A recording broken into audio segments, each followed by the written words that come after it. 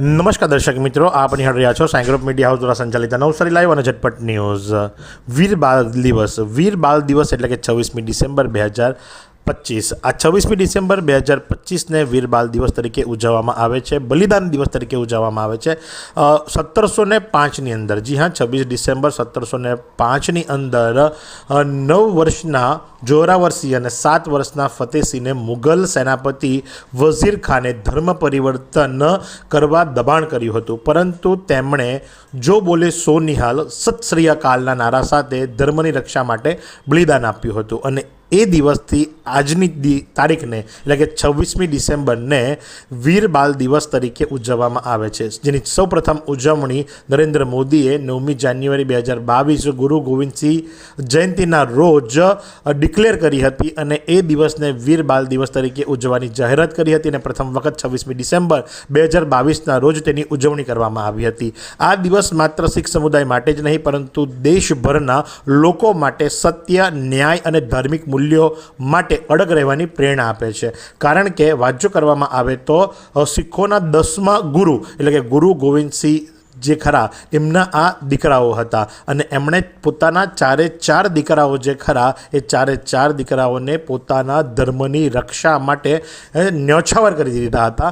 એમના 2 મોટા દીકરાઓ જે ખરા એ યુદ્ધની અંદર વીરગતિને પામ્યા હતા, તો ત્યારે એમના 2 નાના દીકરાઓ કે જે માત્ર 9 વર્ષ અને 7 વર્ષની ઉંમર હતી, એટલે કે જોરાવરસિંહ અને ફતેહસિંહ જે ખરા એ પણ મુગલોની સામે પોતાનું શીશ ઝુકાવવાને બદલે વીરગતિ અને એ પણ ગર્વની સાથે ધર્મની રક્ષા માટે એમને ચણતરની અંદર એટલે કે દિવાલની બનાવી હતી, ઈંટોની દિવાલની અંદર ચણતરની અંદર એમને સમાવી દેવામાં આવ્યા હતા। અને આ પ્રમાણે એમણે કહ્યું હતું કે જો મારા દીકરાઓ આજે શહીદ થયા છે એનો મને કોઈ અફસોસ નથી, કારણ કે એ 2 દીકરાઓ જે શહીદ થયા છે એની સામે મારી આખી સેના તૈયાર થશે અને એમણે ગર્વ લીધો હતો। અને એવા વીર બાળ દિવસનો ઇતિહાસ આપજે આપણી બાળકો, આપણી ધરોહર ભવિષ્યમાં પણ પોતાના ન્યાય માટે, ધાર્મિક મૂલ્યો માટે, સત્ય માટે અડગ રહે એ ભાવનાથી આ દિવસની ઉજવણી કરવામાં આવે છે અને નવસારી મહાનગરપાલિકા દ્વારા આ દિવસની ઉજવણી કરવામાં આવી। આમ તો આ કાર્યક્રમની અંદર આપણા નાણામંત્રી કનુભાઈ દેસાઈ ઉપસ્થિત રહેવાના હતા, પણ કોઈ કારણોસર એ ઉપસ્થિત નહીં રહી શક્યા। સાથે જ આરસી પટેલ એમની પ્રેરક ગેરહાજરી, દર વખતની જેમ આ વખતે પણ એ ગેરહાજર રહ્યા હતા। માત્ર રાકેશભાઈ દેસાઈ નવસારીના ધારાસભ્ય ઉપસ્થિત રહ્યા હતા, તો સાથે જ જિલ્લા ભાજપ પ્રમુખ ભુરાભાઈ શાહ, પ્રદેશ મંત્રી શીતલબેન સોની સહિત ભાજપ અગ્રણીઓ, કમિશનર દેવ ચૌધરી અને સાથે જ બંને ડેપ્યુટી કમિશનરની સાથે મળી ટાઉન હોલ ખાતે આ કાર્યક્રમ યોજાયો હતો। આ કાર્યક્રમ માટે નવસારીના ધારાસભ્ય રાકેશ દેસાઈ શું જણાવી રહ્યા છે, ચાલો આપણે સાંભળીએ। આજે નવસારી મહાનગર દ્વારા વીર બાળ દિવસની ઉજવણીનો કાર્યક્રમ યોજાયો છે। ભારત સરકાર દ્વારા ભારતના ઇતિહાસને ઉજાગર કરવા, ભારતનો ઇતિહાસ આ નવા જનરેશનને, નવી પેઢીને સતત યાદ રહે એને માટે 2022થી આ વીર બાળ દિવસની ઉજવણીનો કાર્યક્રમ ચાલુ થયો।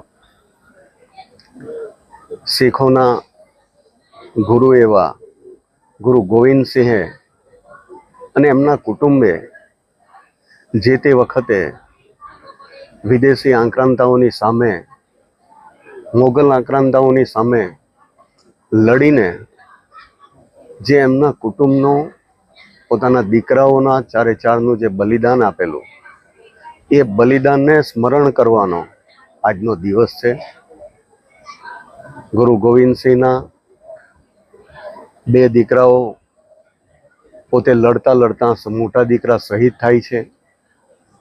ગુરુ ગોવિંદસિંહના 2 નાના દીકરાઓ ને બળજબરીથી ઉઠાવી જવામાં આવે છે।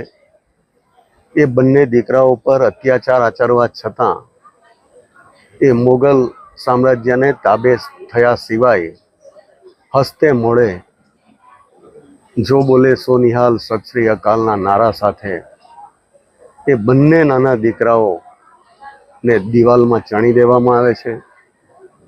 આ ઇતિહાસ નવી પેઢી કાયમ માટે સ્મરણમાં રાખે એને માટે સમગ્ર ભારત દેશમાં આ કાર્યક્રમ યોજાઈ રહ્યો છે। આ કાર્યક્રમ થકી ભારતની સંસ્કૃતિને બચાવવાનો એનું સ્મરણ કરવાનો એક ભગીરથ પ્રયાસ ભારત સરકાર અને આદરણીય વડાપ્રધાન શ્રી નરેન્દ્રભાઈ મોદીજીના નેતૃત્વમાં જે થઈ રહ્યો છે એ ખરેખર સરાહનીય છે. તો સાથે જ વિવિધ શાળાના બાળકો કે જેમણે સ્ટેટ લેવલ પર અને નેશનલ લેવલ પર નવસારીને રિપ્રેઝેન્ટ કર્યું હતું એવા તમામ બાળકો તેમજ કલા મહાકુંભ અને અન્ય સ્પર્ધાઓની અંદર વિજેતા બનેલા વિદ્યાર્થીઓનું પણ સન્માન કરવામાં આવ્યું હતું. સ્ટેટ લેવલ અને નેશનલ લેવલ પર વિજેતા થયેલા વિદ્યાર્થીઓને મેડલો અને પ્રમાણપત્રો એનાયત કરવામાં આવ્યા હતા.